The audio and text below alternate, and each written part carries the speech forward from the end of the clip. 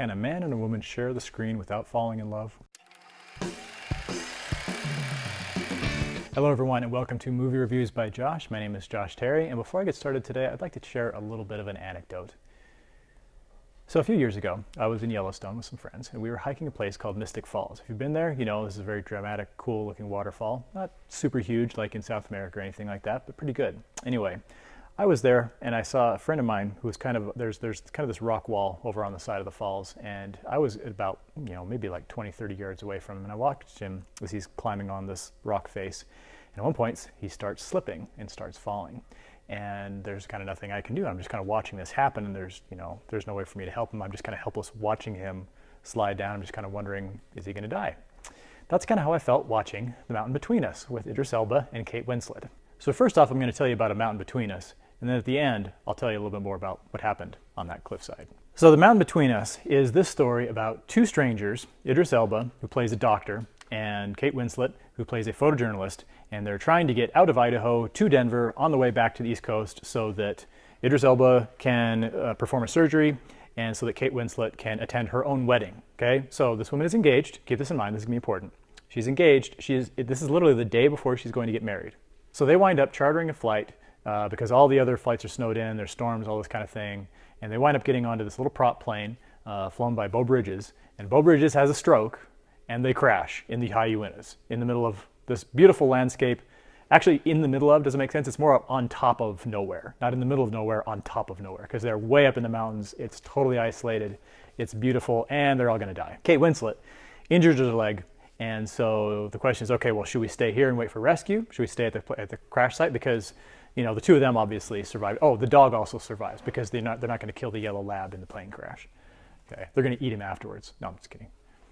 They don't eat the dog. Call it a spoiler alert, but they don't eat the dog. Anyway, so the big question is, do we stay at the crash site and wait for rescue, which may or may not come? Or should we set off into the wilderness, even though we have no idea where we are, or what direction we're going, and see if we can find civilization? And obviously, a movie about the two of these people, even though they're these great actors, sitting at the plane crash site is going to be pretty boring. So eventually they set off and they try to find it.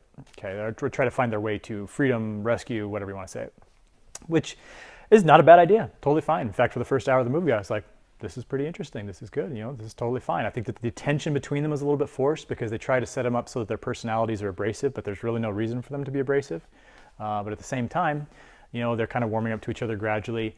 And then they warm up to each other a lot. They actually find a cabin and they sleep together. And things suddenly turn into this soap opera romance and the whole movie goes down the crapper. I won't give away the total ending because if you do choose to see this, I don't want to spoil the surprise at the end, which is one of the worst endings of a movie that I've seen in quite some time. This is what I don't get. I mean, you start with two actors who are very, very well respected. I mean, Kate Winslet has won an Oscar, and I want to say that Idris Elba has at least been nominated. Very, very quality people, and you put them in this movie that starts off as kind of like this cool survival epic, and then it just kind of turns into this lame romance soap opera thing, and it just kind of keeps getting worse and worse, and they keep doing things and making decisions in the movie that make you think, are they really going to do this? And then, like I say, this very last scene at the very end of the movie, you're asking yourself, are they really going to end like this?